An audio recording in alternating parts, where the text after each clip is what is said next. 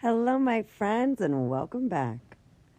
Today on Desired Dialogues, I am going to answer some fantastic relationship questions that I hear quite often, right? So, hey, I am your sex coach and relationship coach, Lauren. I'm so excited to welcome you back to Desired Dialogues to answer some juicy questions. Let's get right into it, yeah? What do you think is the most important factor for maintaining a strong connection in a long term relationship? Um, for me, I'm going to say communication, all right, because our needs can change. So, communication is key. Our desires can change as well. So, when we have regular, open, and really honest conversation, this kind of allows partners to be on the same page, understand each other's changing needs, our emotions, and individual goals, as well as couple goals. When we have this emotional intimacy and we're just talking like this and giving each other space to speak and to be heard, it really gives a level of respect, right? So, active listening is huge. Strong connection, I would definitely also highlight to really be intentional about how you love your partner in their specific love language. If you need more info on love languages, you just shoot me a message. All my info is right at the bottom in our show notes. Question number 2. How can couples overcome trust issues, and what role does communication play in rebuilding this trust? So, rebuilding trust requires transparency. Transparency of what is needed from the partner who's been betrayed, consistency, and patience from the one who has done the betraying. Because open communication is vital. You have to know how to share what is going to make you feel safe going forward. You need to scratch anything that happened before, and now you're a version 2.0, right? After trust is broken, you start again with new boundaries, and apologies and actions really must match to repair this bond effectively. Both partners actually do need to be heard, to express their feelings, acknowledge these past mistakes, and also just to be making active efforts to show up and show new trustworthiness. And whatever that partner may need that was betrayed, that needs to be taken into the most highest consideration, as they need to feel safe if they're choosing to stay, right? All right, another question I got, number 3. What are some red flags in a relationship that people often overlook, and how can they address them early on? All right, so some red flags include like a lack of respect, maybe like lots of criticism, a little bit of controlling behavior, and straight up ignoring fucking boundaries. And it's really important to address these behaviors early, right? Be honest about those conversations where you have to set new boundaries. And also, if necessary, seeking external support like therapy or coaching to ensure how to communicate this in a healthy way to keep your relationship strong is highly advised. Because everybody has different boundaries and everybody has different communication styles. So that's a whole different thing that I can dive into you personally with. Number 4, how can how can partners balance their individual goals and dreams with the needs of their relationship? Oh, the balancing act. Oh my goodness. This really requires compromise, mutual support, and each partner really needs to respect the other's goals. But also, you can create a plan to nurture both the relationship as well as personal ambition. So that can include like regular check ins, scheduling time to focus on individual goals, and then scheduling time to prioritize quality time together. It is a balancing act, and you can find the right healthy balance for your specific relationship or partnership. Number 5, what are some healthy ways to manage conflict without escalating arguments or causing resentment? I get you. So when I approach a conflict, I do it with a mindset collaboration, right? This ain't a competition. You're not trying to win. If anyone's trying to win, you automatically both lose. So use I statements to express feelings like without blaming, avoid bringing up past stuff, right? And really actively listen to your partner's perspective. You do not ever have to agree, but you come to a mutual understanding of the other's point. Take a break when emotions run high. That really can help de escalate situations. I suggest that you say, I notice I'm getting really heated right now. I'm going to go take some space and just know that I love you while I take space. And let's talk back in 30 minutes. The body actually needs 15 to 20 minutes for the adrenaline levels to drop. All right, this will allow you to come back with, a time so no one feels, abandoned, right? And you come back with some rational problem solving skills, right? You try to find something mutually beneficial. And if it's an ongoing conversation, that's okay. You can table it for another time when you think a little bit more about, your partner's perspective and what they shared during that conversation. Number 6, how do you feel about the ideas of soulmates? Is it realistic or is it just a romanticized concept? The idea of a soulmate can totally be over-idealized. Realistically, relationships require effort, compromise, and growth, right? The concept of a soulmate can really put pressure on people finding one person, right? But in truth, a healthy relationship is built through understanding and mutual respect and common courtesy and just a love for the other and a need to just make them feel emotionally fulfilled, right? Not a sense of fate, right? Like, oh, they'll find me, right? I believe we have numerous soulmates in life in numerous timelines. I won't get too woo-woo on you. Let's keep it going. Number 7, how do you keep the romance alive in a relationship over time, especially when life gets busy? Prioritize each other. Make time for regular date nights.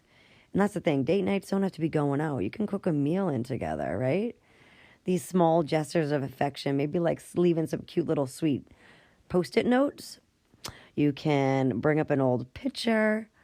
And just talk about your favorite memories, play some board games, keep the sparks alive, right? You're keeping that connection alive. It's so easy for people to drift apart, and it is so much harder to get back there when you do.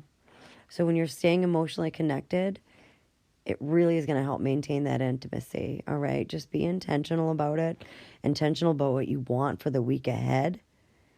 Get maybe some ideas before you fall asleep. Think of some ideas. Maybe like a gratitude jar. Maybe just surprising them with like their favorite snack, just like a small gift. There's a lot you can do. My partner actually has something each month that comes up from the year before, and it's like a little slideshow with a cute little music in the background, and it's just memories of us, and it's just really sweet, and he always shows me. I'm like, that is really cool that your phone does that for you. But no matter what, he had to say, hey, I want to share this with you. You got a minute? I'm like, yeah. Number 8, what are the most common mistakes people make when it comes to understanding their partner's love language? So a common mistake is assuming that your partner expresses love in the same way you do. If you're not loving your partner in their language, they can have a feeling of neglect, So when we pay attention to how your partner shows affection, that is usually the way that they like to receive affection. Number 9, how important is it to have shared values and interests? And can it still work, if there's differences? Absolutely. Shared values are crucial, right? And that could be like shared morals and shared ethics and, shared political views, right? However, differing interests can really still both work when you respect each other's differences. You find ways to kind of maybe support each other's passions, right? And if you want to try it with them, cool. If you don't, they have something for them, and that's super important. I do not suggest couples do every single thing together all the time. You need room for personal growth and personal satisfaction. All right, number 10. What advice would you give to someone who feels like they've lost their sense of identity within a relationship? Wow, this just mirrored my last answer. It's really important to reestablish new boundaries, to take time for self-reflection, right? So in the activities and hobbies that bring you joy personally and nurture your individuality, go at it with so much fucking gusto. Communicate to your partner that you may be feeling lost and you're trying to find like some balance between the relationship, but also persevering who you are as an individual and maybe refining yourself, especially after kids, after marriage, after a long career. Sometimes we really don't realize that we can rediscover ourselves in so many ways because our interests change, we develop more. I highly recommend you have a conversation about that if you're feeling that way. All right, so now I got 10 questions that are really, I get asked a lot, intimacy questions, right? Number 1, What does emotional intimacy mean to you in a relationship? All right, well, for me, emotional intimacy means like really connecting deeply and emotionally. This is where you're super vulnerable and you do it over and over and over to a point where you feel safe, right? That vulnerability is something that you have to go with courageous, but know that you're being your most authentic fucking self. And that's when it's going to feel the best, when it is accepted. This is where you're able to, share the dark side of you, when all they may love is like the light, because that's all they've seen. You get this mutual respect because you just showed them this. It builds trust. Share your fears, share your dreams with your partner without fear of judgment, right? Number 2, how can we improve physical intimacy in our relationship? Start by sharing, what you feel is missing without using the word you. Say I. I love a relationship. I'm feeling like something is missing. I love when we explore new things together, or I would love to explore new things together. Share your intention. I want to try such and such, and then invite. Would you be able to would you be open to doing that with me? Physical touch throughout the day, whether it's just a little ass tap as you're passing each other the kitchen, kissing before you leave, kissing when you greet each other again, holding hands. That's really that physical closeness, Number 3, how do I know if my partner is emotionally available? Well, availability of emotion is demonstrated through active listening. So when they're actually looking at you, facing you when you're talking, and like a responsiveness to your needs is a good indicator. They'll be able to engage in open, honest conversations, validate you, and be able to be present, right? Instead of shutting down or becoming defensive. And it's very common when certain people become defensive, right? There's certain type of attachment disorders, attachment styles that this is common, and I totally get it. I know that it's frustrating if this is resonating with you and this is what's happening. I can absolutely help you with that, okay? What are the signs, number 4, what are the signs that intimacy in a relationship is lacking? Well, it's going to be lacking if you're avoiding physical touch, if you're having this crazy distance emotionally, and if you're feeling a bit lonely and disconnected, if you're feeling like roommates, it really could feel like there's a gap in the intimacy. Number 5, how do we rebuild intimacy after a long period of distance or conflict? Well, rebuilding starts with rekindling that communication. You're acknowledging that whatever was hurt, right? But you're going to work through it together. Start with like small acts of affection, hugging, gradually increasing physical and emotional closeness. It takes time, right? To reconnect emotionally. Spend that quality time and just rediscuss your needs, right? Your new needs now. It's okay if needs change over time. That's very, very healthy and very normal. Number 6, how do you talk about sexual desires without making it awkward? This is my favorite questions. Approach this conversation with openness and kindness. Frame the discussion in a way that focuses on your feelings and what you would enjoy, rather than making it about what's lacking, right? So like use the I statements such as I feel, I would love to make sure it's like you're sharing a desire. You're not criticizing, right? This is like a kitchen table conversation, all right? Don't do it when everybody's naked and, vulnerable and all that. Do a relaxed, non-pressure environment. Go to coffee, right? Number 7, can we have a fulfilling sexual relationship without constant sex? Absolutely.